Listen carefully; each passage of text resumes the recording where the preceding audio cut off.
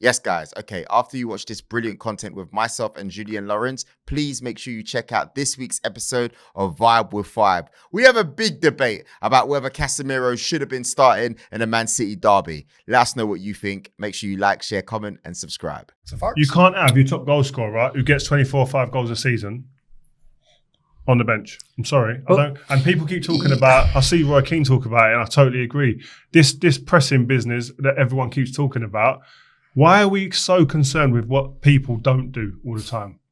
Yes, ladies and gentlemen, we are back for another episode of Five Reacts. Now, you know what? I wanted to react to PSG because it looks like a few of their players have come back to life, i.e. Messi.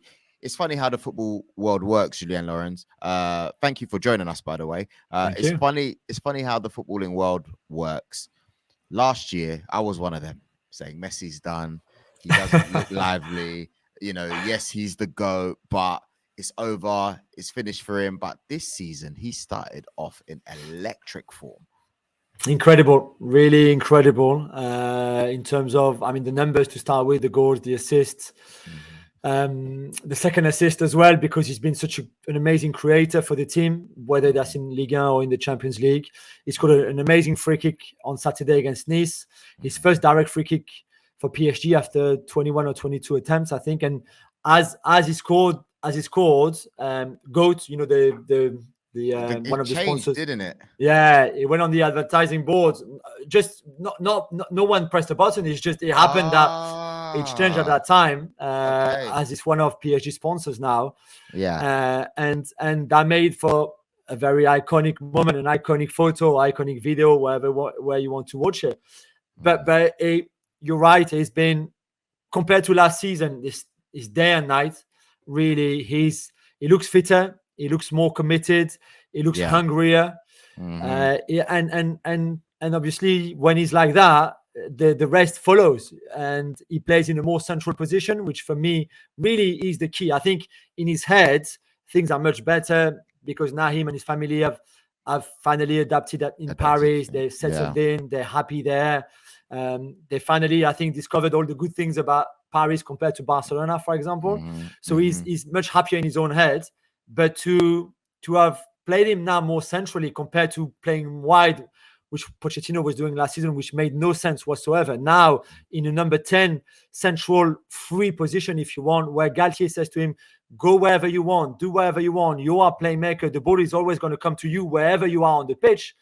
Then I think that has really helped him to be the amazing player that he's been so far this season. I've seen 9 matches, 5 goals, 7 assists. I mean, that is absolutely ridiculous. That sounds like the Messi of old right there, and we're so happy to see it. Can you tell us about his relationship with Neymar? I mean, they seem really happy to be playing, and it makes me happy because it reminds me of their days in Barcelona. Yeah, and you're right. And I think last season they were happy to be together again, and to be playing for the same team and kind of be reunited after the great years really that they had in Barcelona, and especially that 2014-15 season when they win the treble. But last season was a bit more difficult because Neymar wasn't at his best to start with either. Messi, we explained why, was not at his best either. And this season, and he started well because in the summer, in pre-season, Joe, I saw them coming back early for training, early in Paris, and I was like, what's going on? You don't come back early. And yet both of them were there 4 or 5 days earlier than the return date that the club gave them for their holidays, etc., etc. And I think that showed the sort of mindset that they had. Yes, they wanted this to be a special season for them because there's the World Cup, of course, and this is a competition that is very important to them. And it's a competition that both of them have really strong chances to win too. So, of course, I think that was a bit of an incentive as well. But now when they're both in that kind of form, because Neymar is playing as well as we've not seen him for a very long time, he's also on fire. So the two of them, I think, sort of carry each other, push each other, sort of motivate each other, find each other on the pitch with Mbappe, but especially them two. I think it's a joy to watch, really, those two players. And I think people in France are realizing now how lucky they are to see them every weekend play in our league, because it won't last forever. I mean, Neymar was getting whistled last season. Yeah.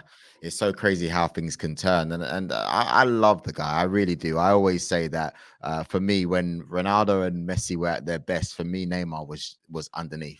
He was the heir of, and I was always a little bit disappointed that he went to PSG. To be honest with you, but we're still lucky to see the players that he's playing with now. I want to focus on Mbappe as well. I mean, for me, it's weird because if you look at the last round of the Champions League games, I looked and beforehand I was talking about how great Haaland is, and he's a beast, he's a monster.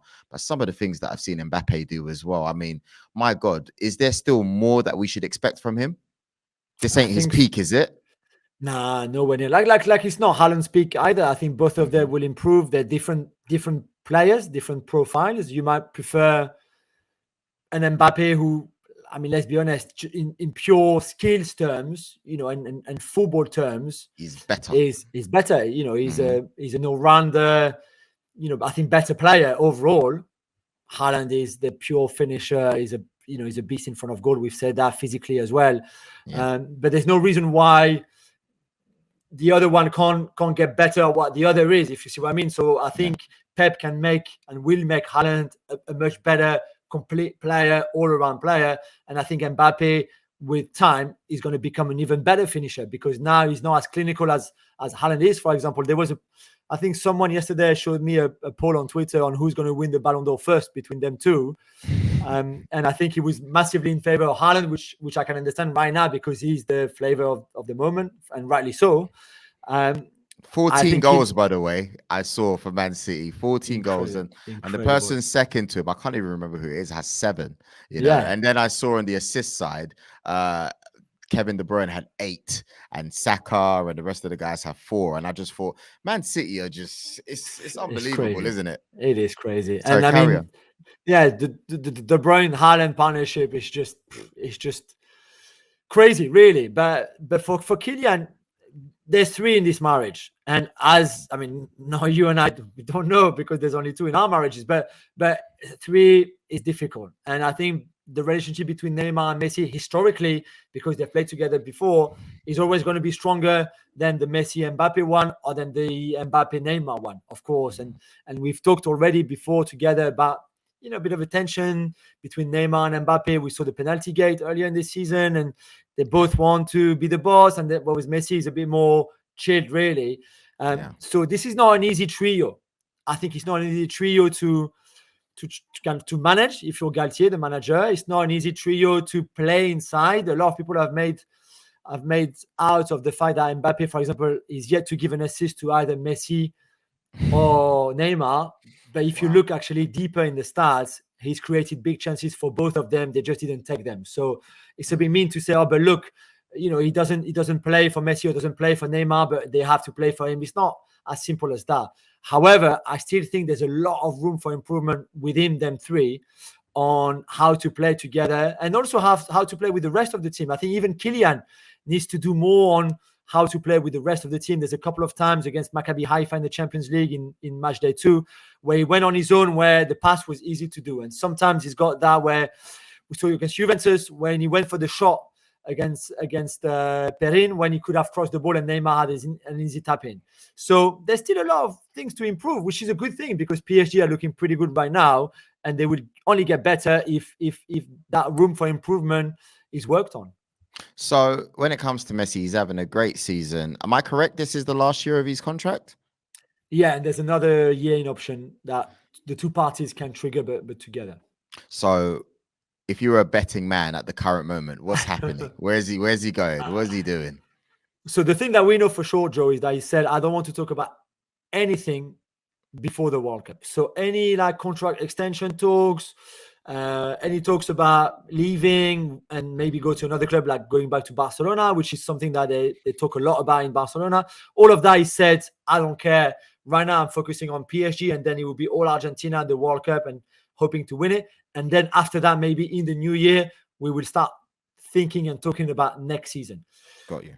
That extra year, both PSG and the Messi clan and the Messi family will have to agree to it. Right now, he says that he's happy in Paris. And I think within the club, there's a little bit of hope that maybe he could take that 3rd season. there's also obviously, a big risk that he doesn't take that third season, that he becomes a free agent again.